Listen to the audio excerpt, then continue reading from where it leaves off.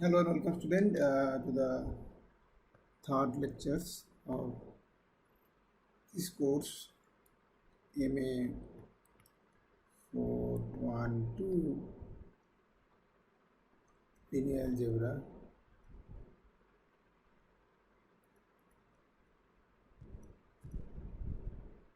Okay, and this is lecture number 3.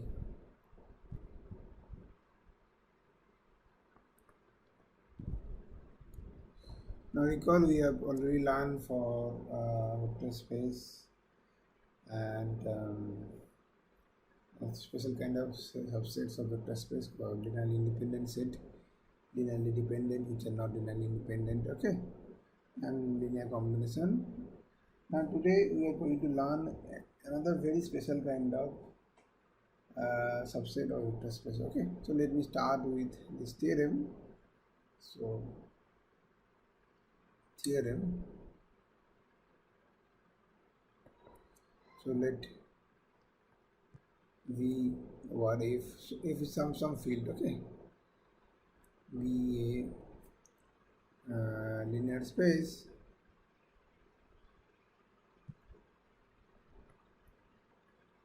and B subset of B. Okay, it is some set and then the following are equivalent. Following are equivalent. Okay, what are the following? So number one, B is both linearly independent and spanning set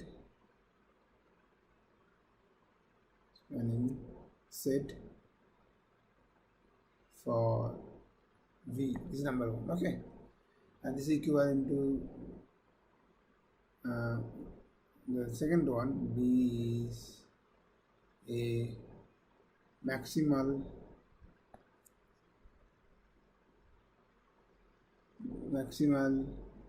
linearly independent set of V. So the maximal means that if it is contained inside another linearly independent set, then it has to be equal. So but this may not be unique. Maximal may be more than one. That's why I wrote a maximum linear independent set. Okay, it's not the maximum, is the. Okay, maximal may not be unique. Okay, number three, B is a minimal spanning set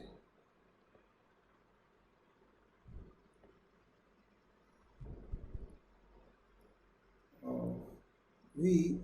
Spanning set of V means this is spanning set which is minimal. Minimal means if it contains something that has to be equal. Okay, this is minimal one. Okay.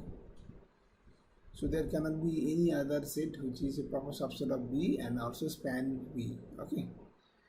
And number four, every element V belongs to V can be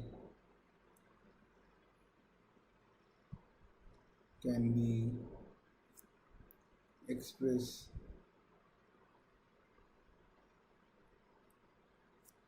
uniquely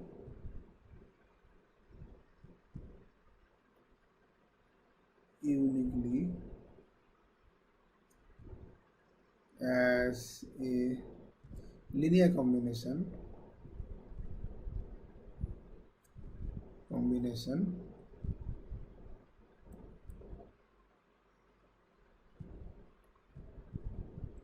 of elements from V.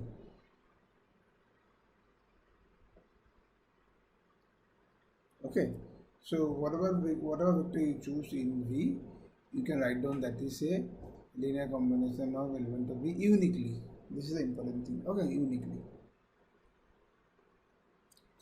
So these four are equivalent, and if such set exists, then in this case B is called a basis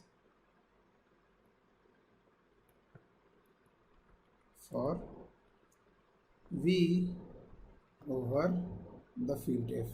Okay, if such set exists, we will see later that this always exists. Okay, and in this case we will say that this is a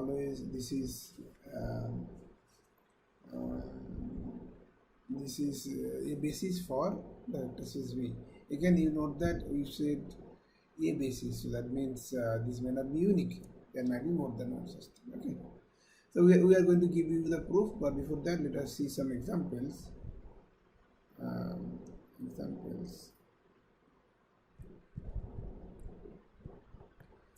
Okay, so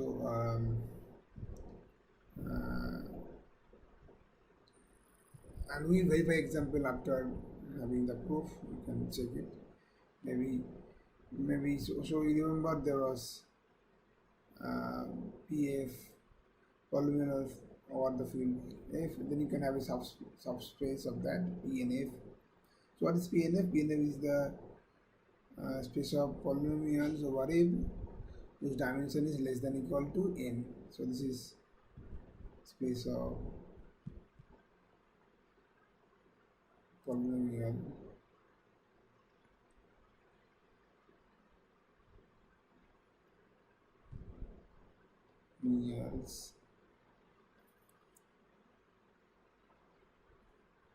having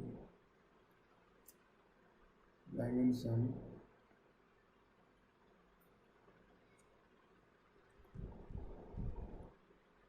less than equal to n over it means the coefficients are inside F. Okay, and you can see that if you choose a B of this form inside this 1x square up to x power n, so this will form a basis of this PNF. Okay, this is an example, and then this is called the standard ordered basis. Similarly, for R2, R3, R4, whatever, if you choose say R3, and then you see that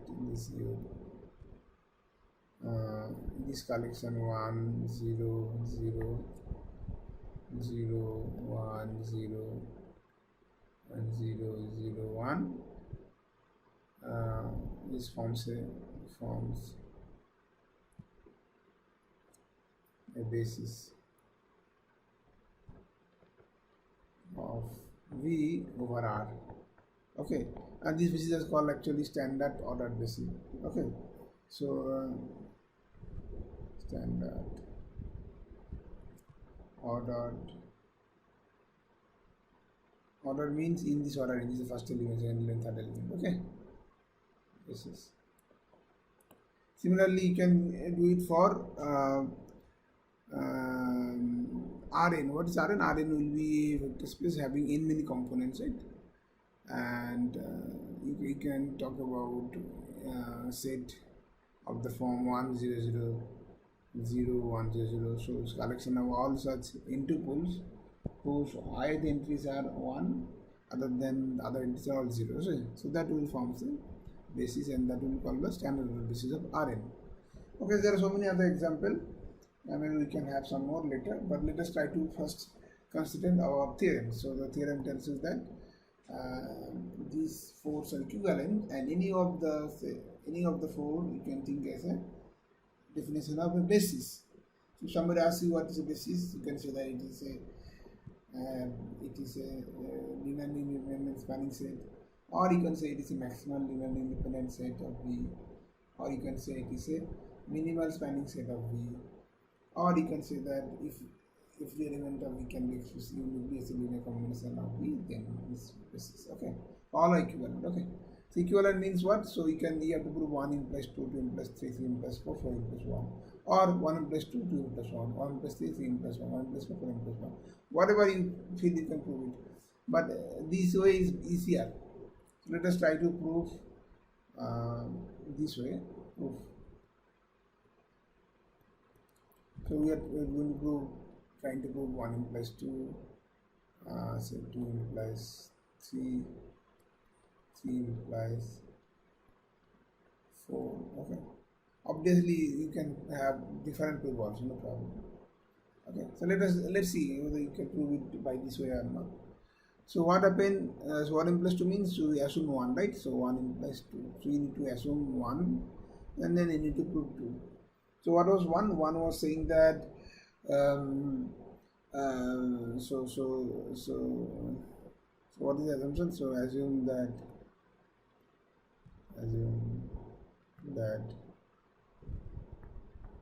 this B is both linearly independent and spanning set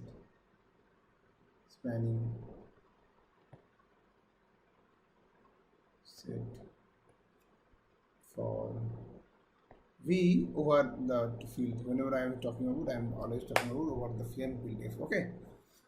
So this is given, and now I need to prove that this is maximal linearly independent subset. So what does that mean? That means that it cannot be sitting inside a proper subset of any other linearly independent subset. And now we can prove something called method of contradictions. So let's see. So if possible, let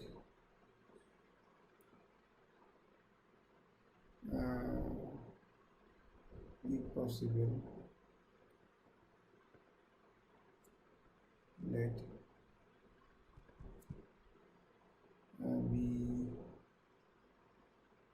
dash be a linearly independent subset of V such that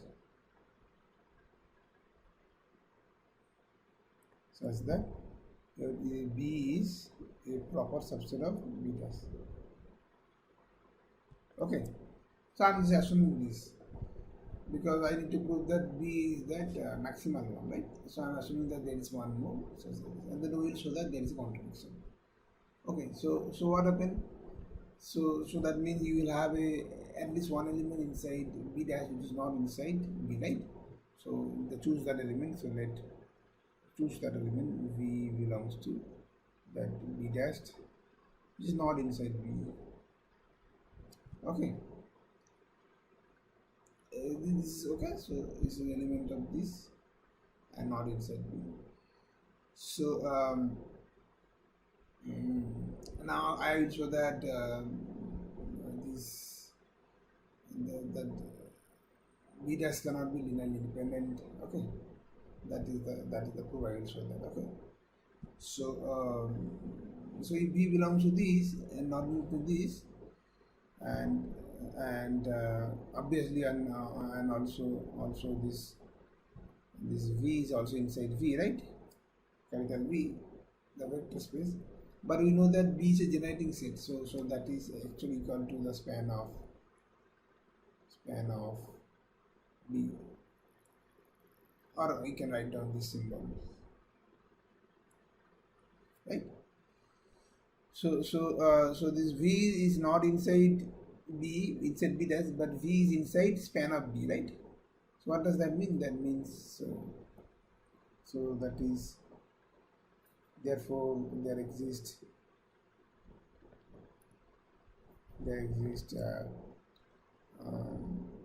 some v1, v2, vn belongs to b, and constant some, so let me write down c1, c2, the scalar constant belongs to f, such that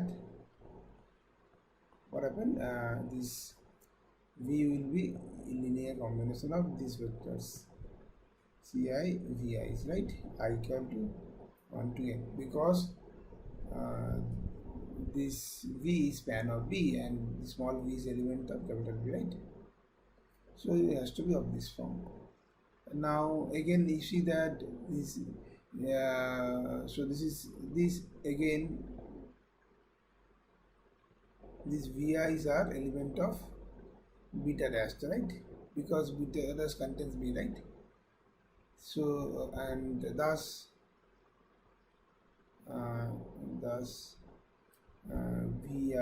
v can be expressed as a v is a linear combination of, I can say write down other way, v is a linear combination of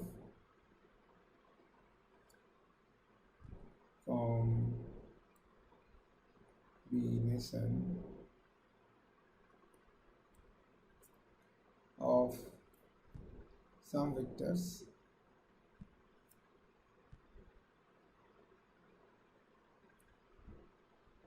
in this b dash, right? But this is a contradiction because b dash is linearly independent, right? Which is a contradiction, which contradicts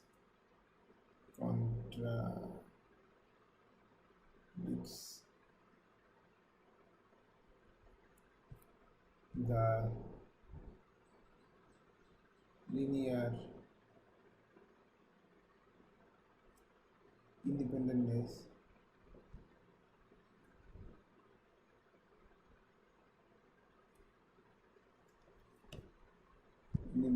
of b dash. Okay, so then so thus the b is a maximal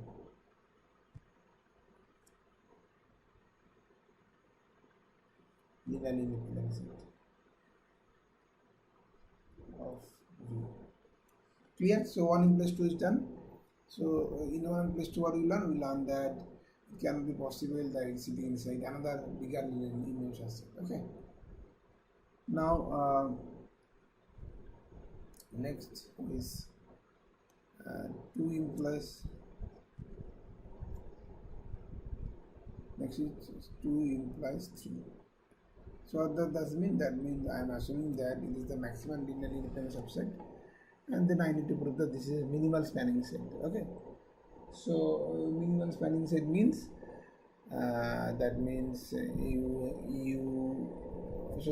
cannot have a smaller subset which also span the full space. Okay. This is the minimum minimal spanning set. Now how do you prove this kind of statement? Okay, so let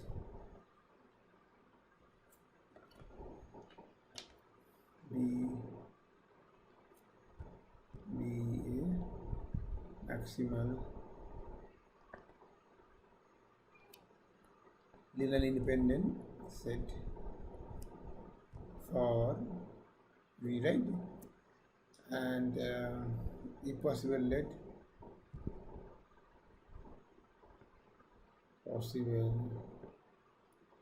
again we will use mathematical contradiction proved by method of contradiction. Okay, if possible, let so this is not minimal. So what does that mean?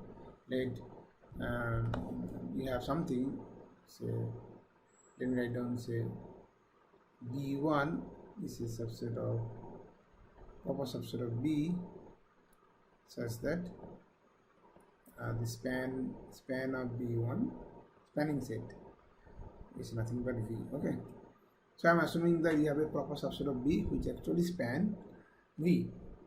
Okay, So that means B is not the minimum one. You have something proper than that. Okay. So if possible, if this is possible, then what happens? Then can we have a contradiction or not? Let's see whether I have a contradiction or not. What is given? Given is that B is maximal linearly independent set, and we need to prove. And I am assuming that B is not a minimal spanning set. Means you have another subset, proper subset of B which spans V, right? So what does that mean? That means every element of, okay, so what does that mean? So and also we know that span of B is also V, right? So that is, so thus uh, okay. So what does that mean? That means every element of, say, B, element of B are element of V also, right? So if you can span element of V from B1, then you can write down linear combination, every element of B linear combination element of B1, right? That is okay, obvious. So what does that mean? That means thus you choose thus every element of B can be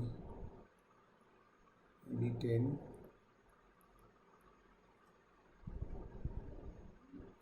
as a linear combination of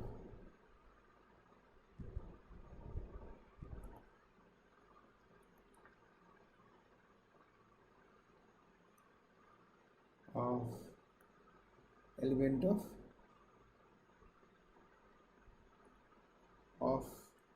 B1, right? Because B1 span the full of this, right? So what does that mean? That means okay, so you choose a element, particular element which is inside B and not inside V. So what does that mean? That means, so you can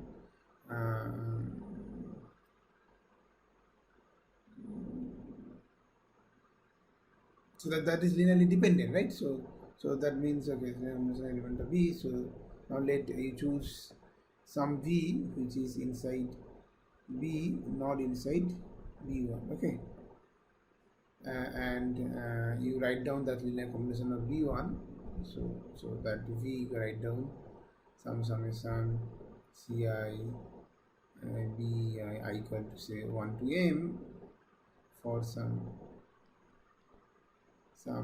Ci's belongs to F, and this Vi's are element of beta 1, and hence also element of B, okay? So this implies what? This implies we can write down in the V minus C1 V1 minus C2 V2 V2 and minus minus Cn Vn is equal to 0, right? So you have a linear combination which is 0, and note that the coefficient of V is non-zero, right? So this non-zero. So what does that mean? That means this implies that is V1 Vn is a linearly dependent, right? Linearly dependent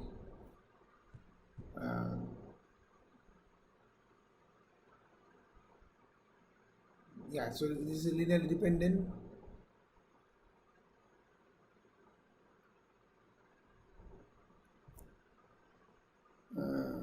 subset of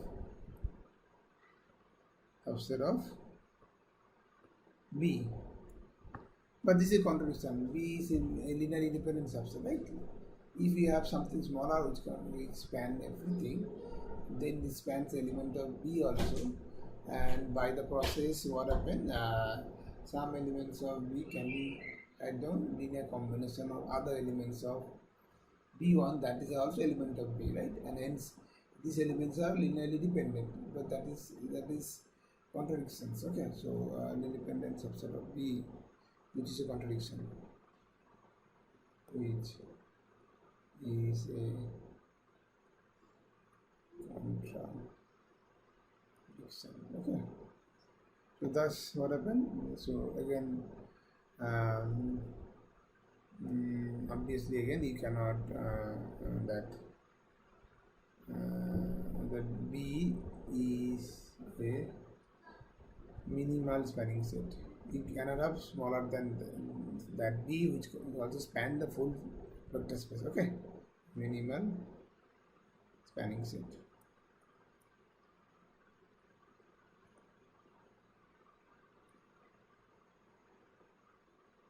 of V. Okay, clear. So you cannot have something which is minimal than that. Okay. So now 2 implies 3 is done. Now we have 3 implies 4. Okay, so you can have 2 implies 4, 4 implies 3 also.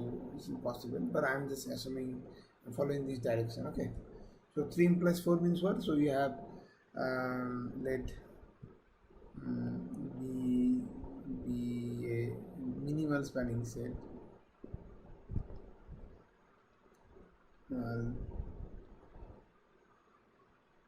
Spanning set of V. I need to show that every element of V can be expressed as a linear combination of element of B uniquely. Okay. So if possible, if possible,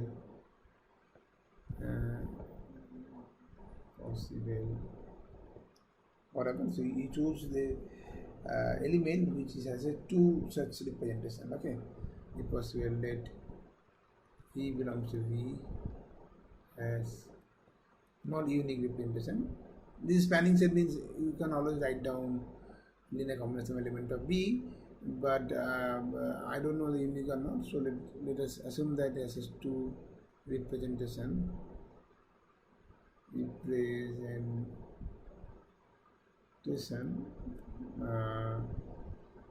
Namely, so you write down that. Suppose you can write down that V is kind of summation some Ci Vi I equal to sum 1 to okay, so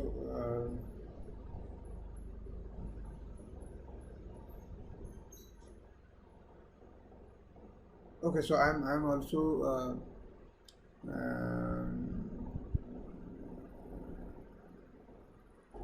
I am also okay. So there is a catch. I need to. I did not assume that this B is finite or not, and so the question is that So do I need finiteness here? So let me think about it.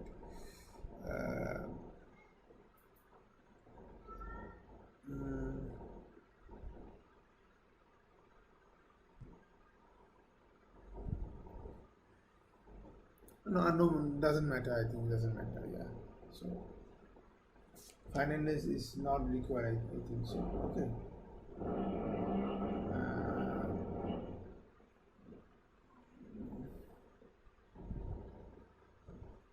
Or I need probably. I think I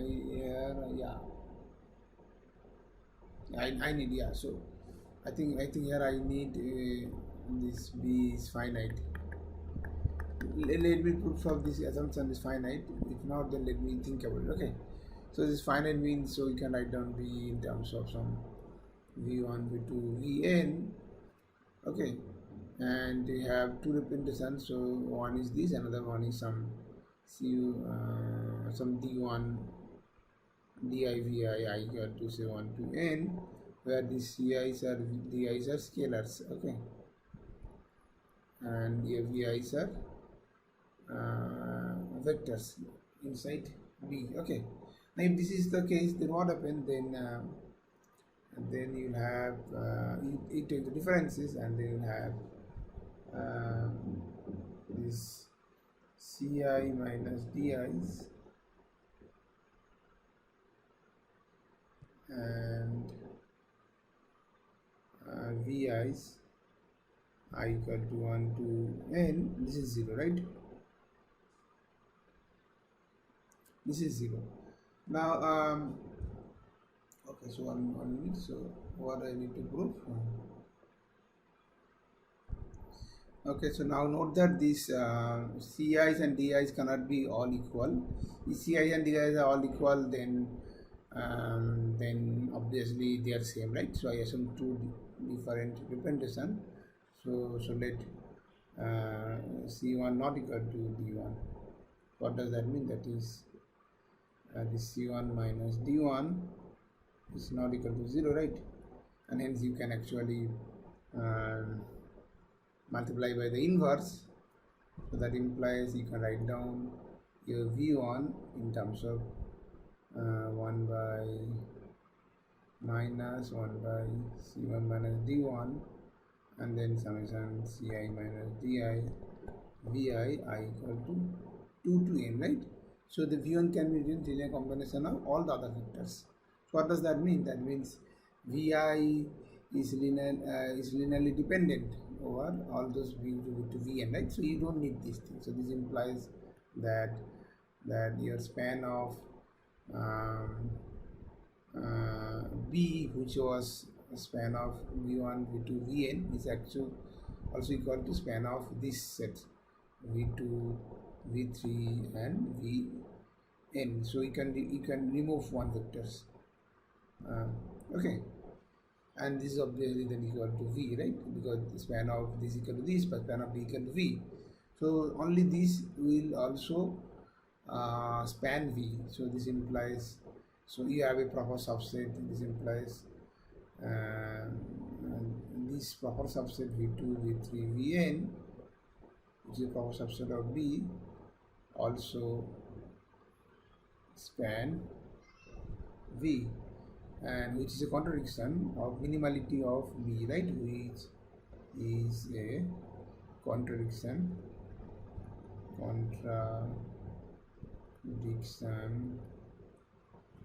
to the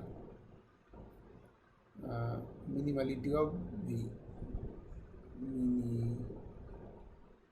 Minimality of B. So I assume that B is the minimal one, right? But we have to find out there is one more proper subset which is also span B. So this is a contradiction. So what does that mean? That means you cannot have two distinct representation in this case. Okay, so this is the proof. And finally I need to prove 14 plus 1. So 14 plus 1 is what? So if you know that there is always unique representation of any vector from element of B, then this is both linearly independent and a spanning set, right? The spanning set is already there. So as every element can be written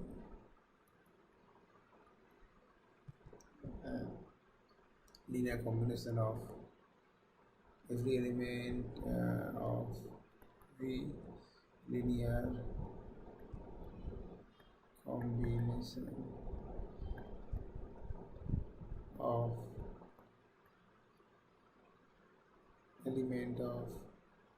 elements of B. So obviously so we have this is spanning set, right? So what does that mean? That means this is span of B equal to V. So I need to prove now that is also linearly independent. Then it is proving 1, right? Now if not, suppose this is not linearly independent. So let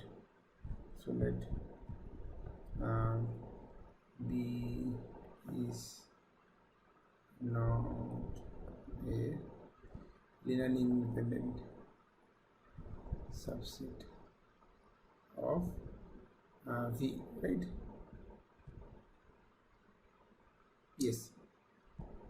So if B is not a linearly independent subset of V, then what happens? So that means you have a linear dependent result, right? So that means you will have some results which is which is some vector which is linearly dependent of other vectors of B. So we'll have a vector which can be a linear combination of other vectors of B, right? So let B, suppose V1.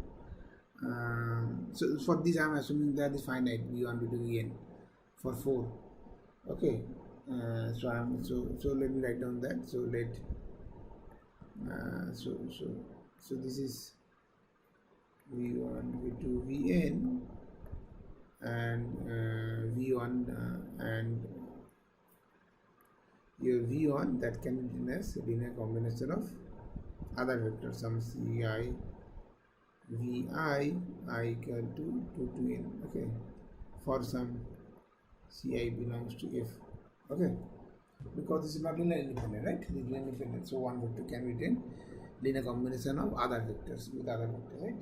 Now, what will be the problem in this case? The problem is that if this is possible, then obviously you can write down minus V1 then plus C2 V2 and Cn Vn is equal to 0.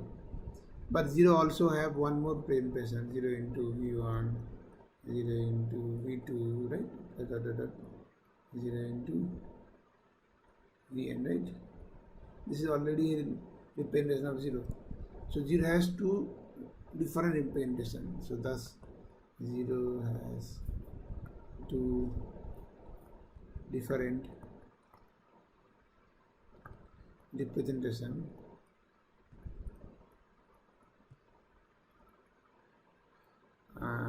which is a contradiction, because I assume that all the vectors has unique representation, right? Which is a contradiction, which is a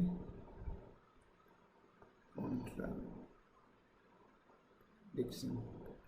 Okay, so that's what we have. So that B is both Li and spanning set.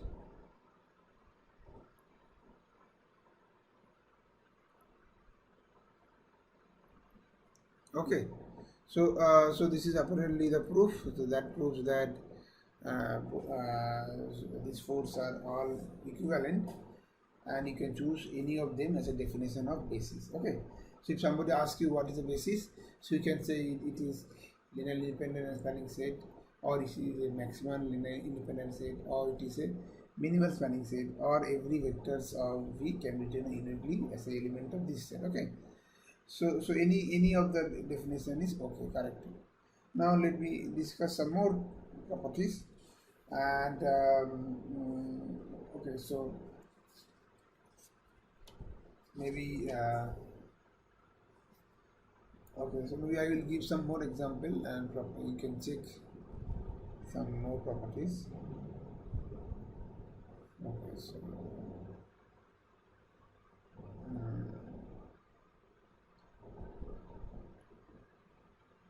examples. Okay,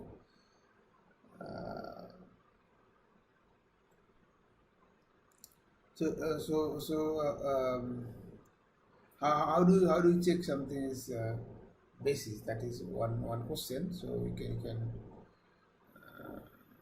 for example, you check that n cross n matrices or any field. Okay, and you want to find out what is the basis of this. Now you see that there are matrices which are called elementary matrices. We write down by EI. So what is EI? EI is that okay, so EIJ. What is EIJ? EIJ is the matrix whose ith row and jth column this is 1, and other than that everything is 0. For example, E11 is the n quotient matrix whose 1 element is 1, and other than everything is 0.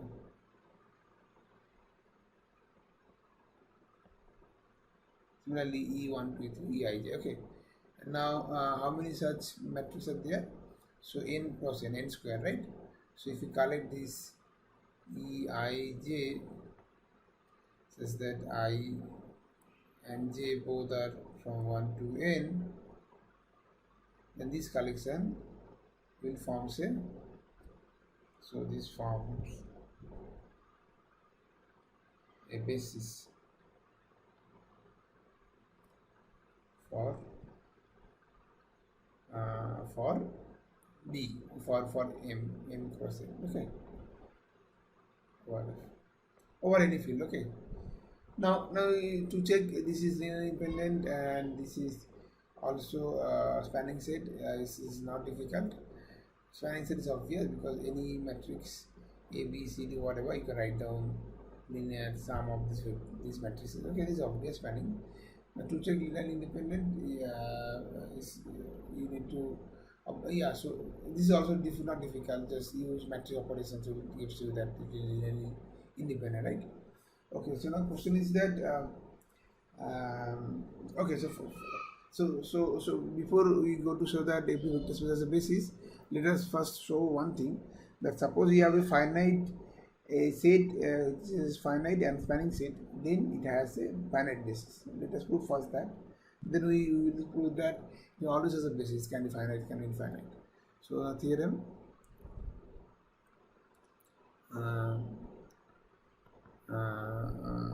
theorem. So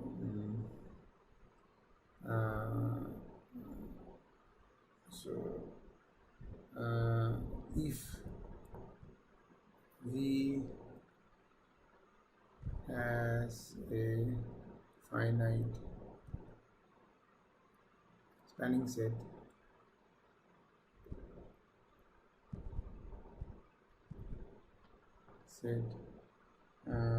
S, then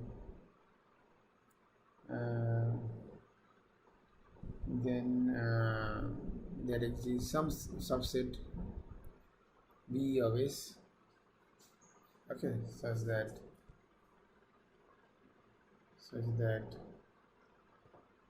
span of that also become the basis actually. So that okay, so not only that, so I should write down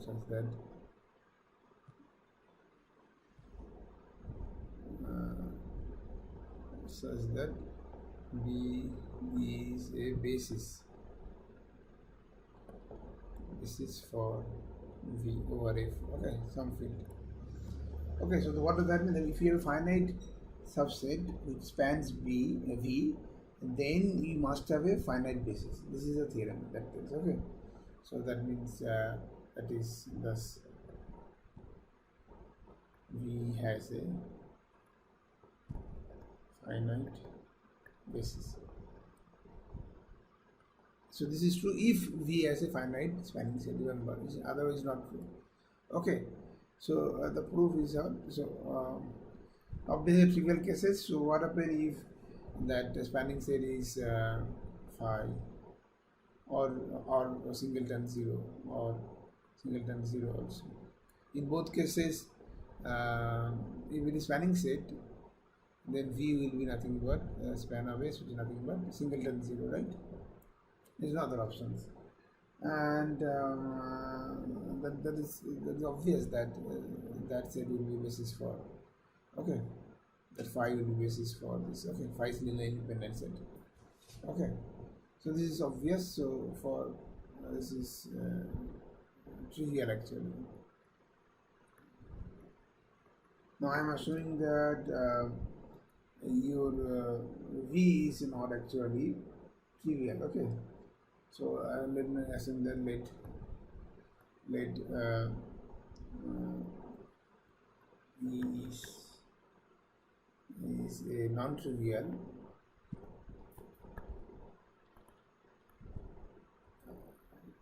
linear space. But then what happens? Then obviously that S is also non-trivial. Non-trivial means you will have at least one non-zero vectors, right? Non-trivial, that is, there exists some element. So let me write down V1 non-zero belongs to S. Okay, some non-zero element which belongs to S. Now now I am writing this my B1, which is the singleton set V1. Okay, this is my set. So obviously B1 is linear independent. So this B1, because singleton non-zero elements always linearly independent, right? So this B1 is linearly independent over F, right? This is obvious. So what does that mean? So I can talk about span of B1 and choose some vectors which is outside that. Okay. So you choose this. No. There may be possibility that the span of B1 maybe it may be full set S. If that means every element of S can be written as span of B1. So every element is actually coming from single element, right? And if that is the case, then the span of that implies that span of B1 is also span of S, which is equal to V, right? So in that case, V is generated by B1 single elements, which is also linearly independent. So V has a finite basis in that case, right? If not, then what happened? Then otherwise you can choose element. Otherwise you choose element some V2 belongs to S minus span of B1. Okay, you choose something in minus span of B1, and the set B2, now the new set B2 which is V1 V2 is linearly independent. That we already proved in last class, that linearly independent if and only it belongs to span of that, right? Now because V2 does not belongs to span of B1, so if we add those things, so it will be again linearly independent. That we already proved in last class. So this is a linear independent set, and again you can if this span of B2 is equal to S, then you are done, then it is the full thing. So this process will continue and this process will stop, right? Now continue this process,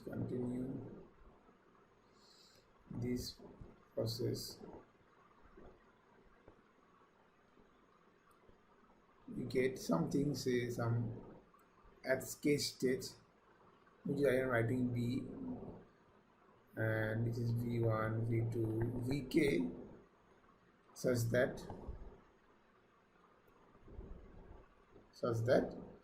this span of B or span of Vk, whatever, that is actually equal to span of S full thing. Okay. So I mean I should not say, okay, so there is a mistake probably. I should span of B I should say that if S is a subset of span of B1, then because if you take span of S, that is the smallest subset containing S, right? So these two are same. This is okay. Okay, so if this is the case, so so you will have some time it is the space contains a span of that. Okay, and because S is finite, so you cannot go in finite space. After some certain stage, it will stop. And in this case, what happened? It is same span of S. Why? Because span of S is the smallest set containing S, smallest subspace containing S. But there is another subspace containing S is there, B. So that this is obvious, this thing. But other part is also obvious, because every element of B is a element of these, because this B is a subset of these. So span of B is subset of span of this, right? So both the condition true, so they are equal. That means, okay. So these two are equal, and hence this implies this is V, right? Span of S equal to V, because S is spanning set. So what does that mean? That means you will have a linearly independent subset. So thus V has a finite basis. Okay, so V has a finite basis, and in this case we will say that, okay, so definition,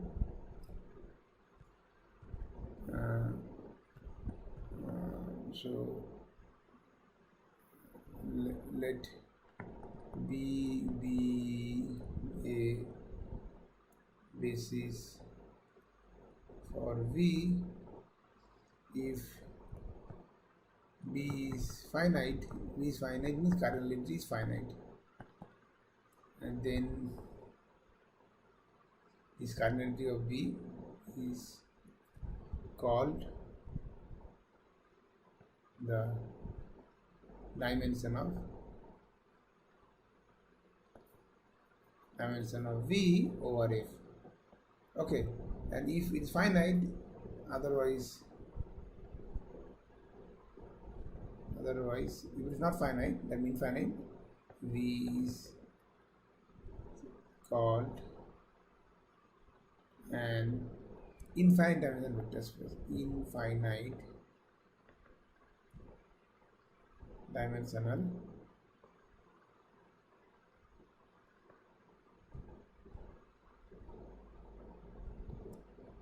vector space.